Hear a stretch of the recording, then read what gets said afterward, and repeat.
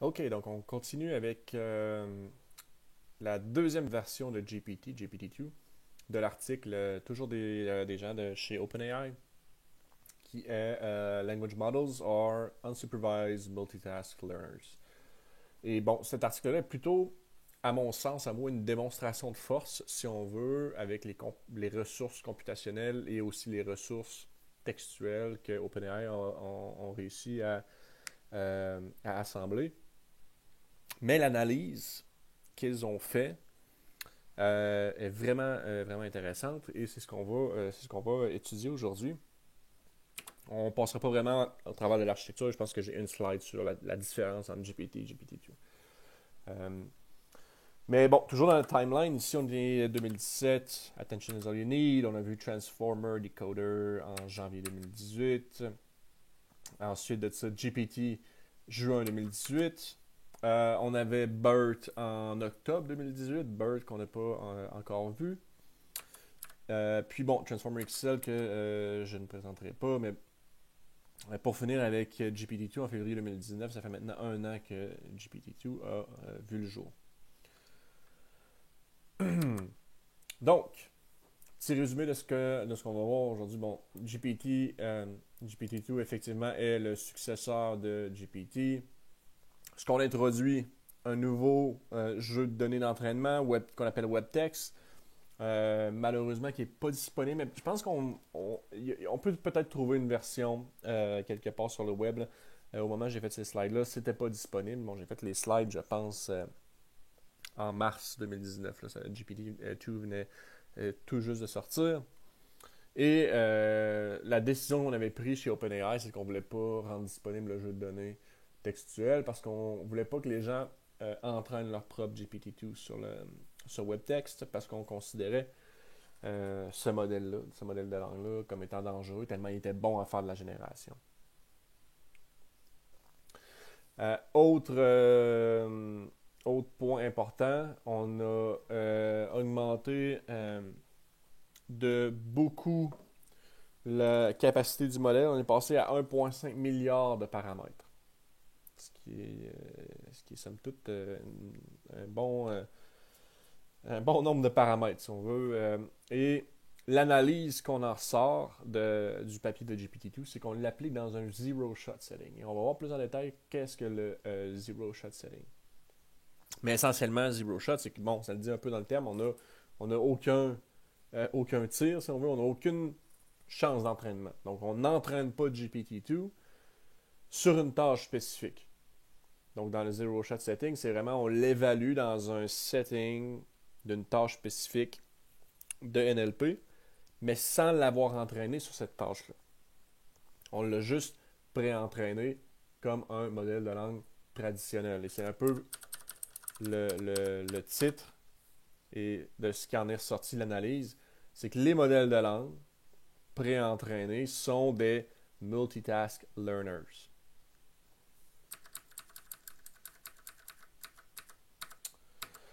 Donc, le jeu de données en tant que tel, on s'est éloigné du book corpus. Si on se souvient du book corpus, c'est le corpus que GPT a utilisé pour se pré-entraîner. Ce que OpenAI a fait, c'est qu'ils ont préparé, ils ont assemblé eux-mêmes un jeu de données textuel qui est, le jeu de données textuel a une grande emphase sur la qualité du jeu de données. On s'est servi de Reddit, entre autres, pour construire ce jeu de données-là. Ce qui a résulté à 8 000... Ce qui a donné lieu à 8 millions de documents textuels pour un total de 40 gigs de données textuelles. 40 gigs de données textuelles, ça commence à faire du texte. On n'est pas dans les images, on n'est pas dans la vidéo, on est dans l'audio, on est dans du textuel. Ça commence à faire du stock 40 gigs de texte. De texte de bonne qualité aussi, il faut se le rappeler, c'est pas toujours facile d'avoir 40 gigs de données textuelles propres. C'est vraiment, le jeu de données, en fait, c'est vraiment l'aspect clé de GPT-2. Là. Bon, le modèle en tant que tel, comme je disais, ça suit GPT. Là. Il n'y a pas beaucoup de modifications, autre que on a modifié le layer norm. on l'a mis en début d'input au lieu de le mettre ici. Bon, pourquoi? C'est très peu motivé pourquoi on a fait ça dans l'article, mais bon. C'est juste pour vous illustrer que, bon, en fait, GPT-2, c'est essentiellement le même modèle. Pardon. Donc, pour remettre les choses en perspective, bon, le modèle a 4 grosseurs différentes. On a le traditionnel GPT où est-ce qu'on avait 117 millions de paramètres, 12 couches. On a BERT Large qui est à 345 millions de paramètres à 24 couches, comme on va le voir dans la lecture de BERT.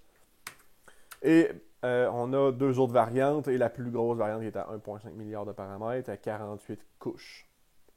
Ça commence à faire des couches, mais on l'a vu qu'avec les Transformers, et là on est loin des DeepRNN, comme on a vu de Elmo, où est-ce qu'on avait 3-4 couches de profondeur en réseau de neurones récurrents avec les Transformers, au même titre que les CNN avec la couche résiduelle. On peut se permettre d'aller chercher une 50aine de couches.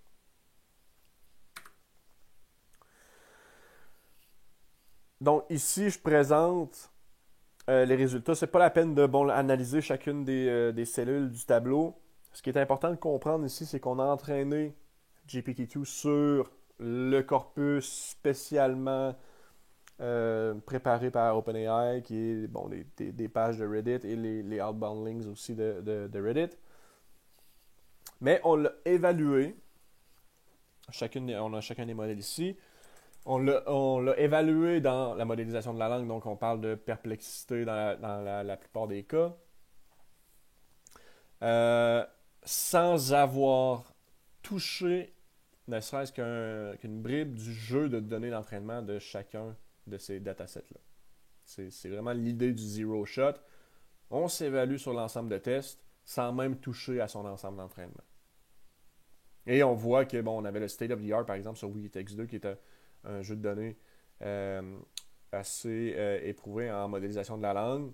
Wikitext 103 aussi. On avait 39,14 de perplexité. Avec le plus gros modèle, même avec GPT, on tombait à 29,41. Avec le plus gros modèle, on tombe à 18,34 de perplexité.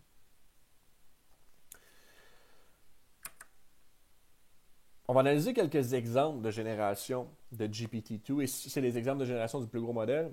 Et ce qui est vraiment intéressant, c'est un peu la cohérence au fil de la génération. Et on voit maintenant qu'avec GPT-2, on arrive à générer non seulement des phrases, mais on commence à générer des paragraphes. Puis essentiellement, c'est presque un document au complet, ce que je vais vous présenter ici. Et là, on a, bon, c'est un dialogue entre Amy Goodman et John F. Kennedy. Et puis, bon, ça commence comme suit. This is Democracy Now!, democracynow.org, The War and Peace Report. I'm Amy Goodman. Bon, petit artefact de génération de modèles de langue ici. With John F. Kennedy, I'm on the phone from Chicago. I wanted to ask you this question. Bon, je ne ferai pas la lecture complète de ce paragraphe-là. Mais bon, on a aussi Et là, ça, c'est vraiment...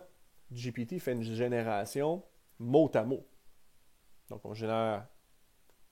À partir de rien, on commence à générer. Et lorsqu'on se met à générer, dépendamment de la seed, la graine aléatoire qu'on a de configurer, on va aller piger dans le vocabulaire. On commence par Amy, ensuite, on a Amy, on va générer Goodman. On a Amy Goodman, on va générer this. Et vous voyez un peu le patron. C'est exactement comment on fait de la génération textuelle. Et là, on a généré chacun de ces mots-là successivement. Et là, bon, Amy Goodman pose la question, What is your view? Et là, la génération de GPT-2 continue.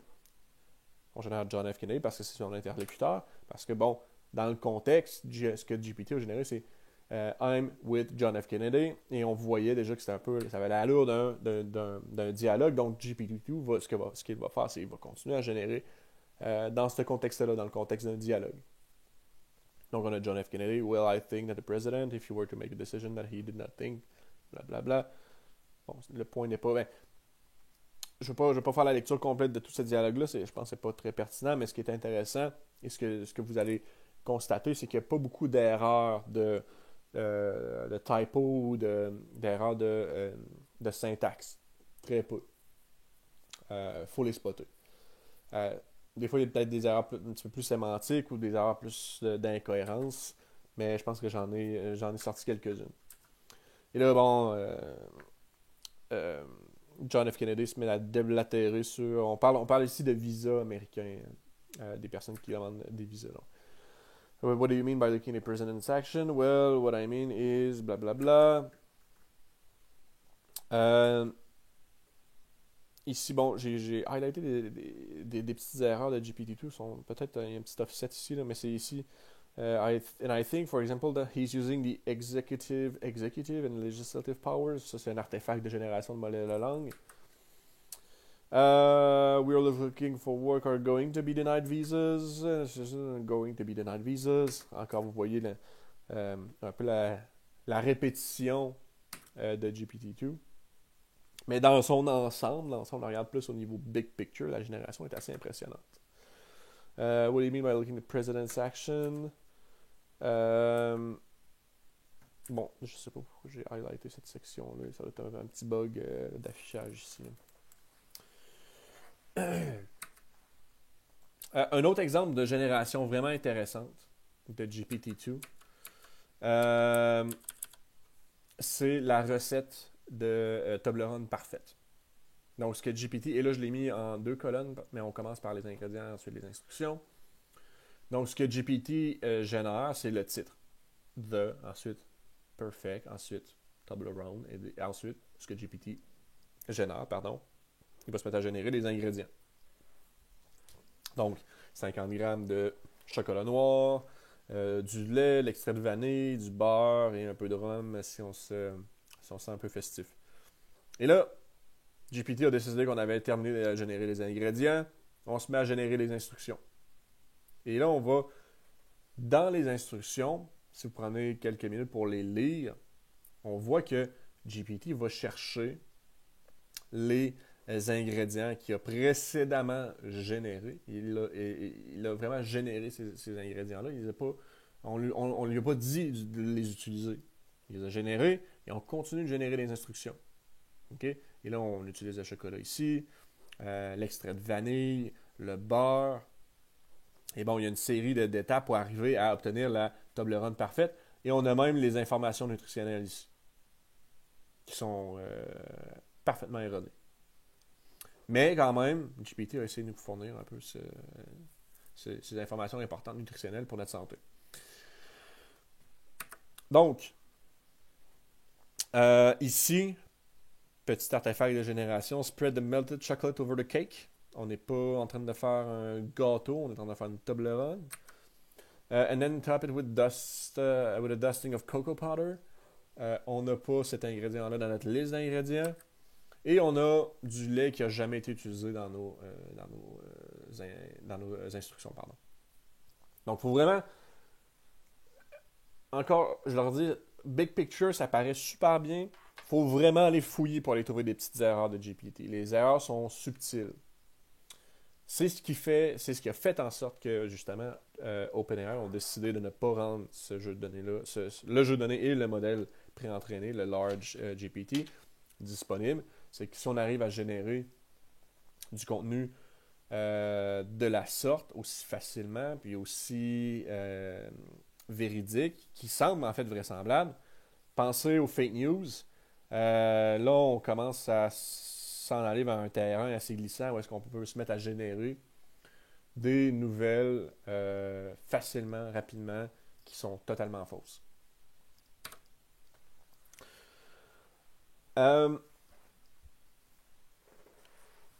Donc, dans le setup, dans le setting de Zero Shot, dans une autre tâche, l'idée principale de GPT, c'est de conditionner le modèle de langue. Et comment on le conditionne? C'est par... Bon, il y a quelques mécanismes, mais c'est qu'on va souvent introduire un jeton spécial ou un patron spécial dans l'historique dans lequel GPT va utiliser pour faire sa génération. Okay? Quand je parle d'historique, je parle de Si j'ai généré jusqu'à présent The Perfect Toblerone Ingredients, 50 grammes, blablabla, jusqu'à instruction, quel est mon historique? C'est mon titre ainsi que ma liste d'ingrédients. Et là, je suis rendu à instruction et ce que je veux, c'est générer le prochain terme. Et ça, c'est la forme naturelle de conditionnement d'un modèle de langue. Le modèle de langue est conditionné sur son historique. Et étant donné son historique, on génère le prochain mot. On se rappelle la probabilité conditionnelle. Quelle est la probabilité d'obtenir le prochain mot? Par exemple, instruction, sachant que j'ai généré le titre d'une recette et sa liste d'ingrédients. OK?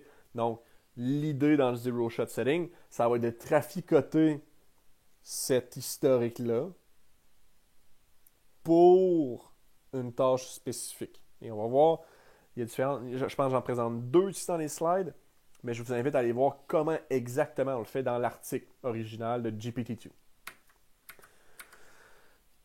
En summarization, lorsqu'on veut faire un résumé textuel d'un document, ce qu'on fait, c'est qu'on introduit un too long didn't read à la fin de l'article.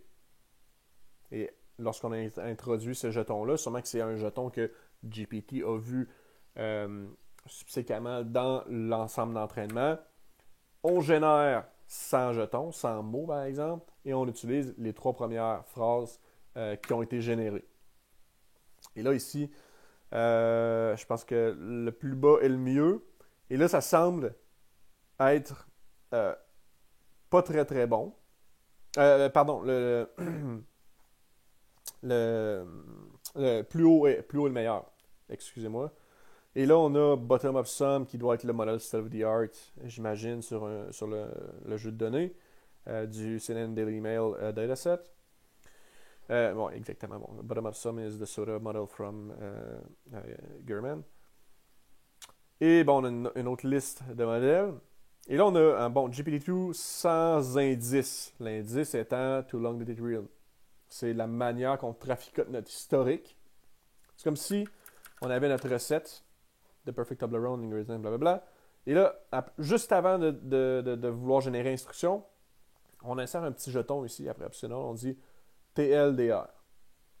Et là, on se met à générer probablement un résumé textuel d'une recette. Donc, on a GPT-2 sans indice, sans notre TLDR. Bon, on voit que c'est le modèle, il est moins bon qu'un modèle qui est aléatoire. Mais ce qui est intéressant dans un zero shot setting, c'est que GPT-2, en insérant le Too Long Didn't Read, meilleur que du random. Donc, un modèle pré-entraîné, non supervisé, qu'on applique sur une tâche, est meilleur que du random. Ce qui est quand même intéressant. C'est hyper intéressant, en fait. Ce modèle-là n'a jamais été entraîné pour faire de la summarization et bat un modèle random, qui serait une baseline, par exemple. C'est sûr qu'on ne viendra pas battre un modèle qui a été entraîné pour faire ça. Mais si on est meilleur que du random, ben, c'est le claim un peu de l'article. C'est ce qu'on apporte, c'est qu'un modèle de langue pré-entraîné, non supervisé, est un multitask learner. Il apprend quand même certaines tâches reliées au NLP.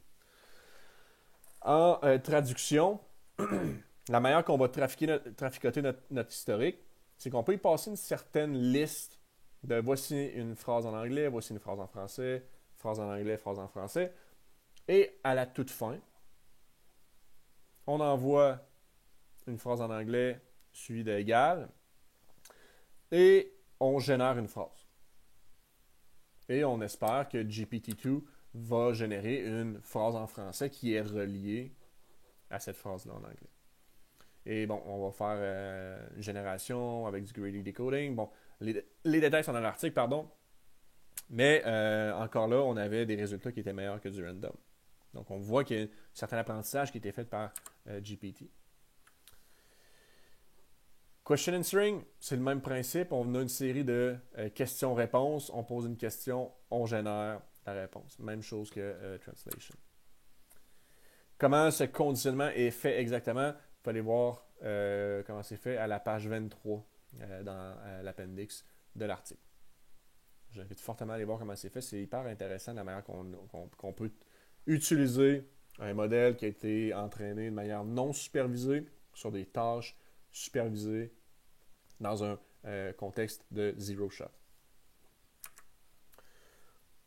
Donc, pour conclure sur GPT-2, on a montré qu'un modèle de langue excessivement grand, on parle de 1,5 milliard de paramètres, entraîné sur un jeu de données textuelles, et bon, données textuelles très très propres, peut généraliser à plusieurs tâches NLP. Et là, je ne l'ai pas inscrit ici, mais c'est dans un zero shot setting. C'est ce qui est hyper intéressant. Et bon, on n'avait pas beaucoup de changements au niveau de l'architecture de GPT original. Les points clés, c'est vraiment la grosseur du modèle, la grosseur du jeu de données et l'évaluation dans un zero shot setting sur des tâches diverses de traitement de la langue naturelle. Donc, c'est ce qui termine sur GPT. On voit que bon, il n'y a pas eu beaucoup d'amélioration au niveau de l'architecture. C'est vraiment plus une démonstration de force, comme je le disais.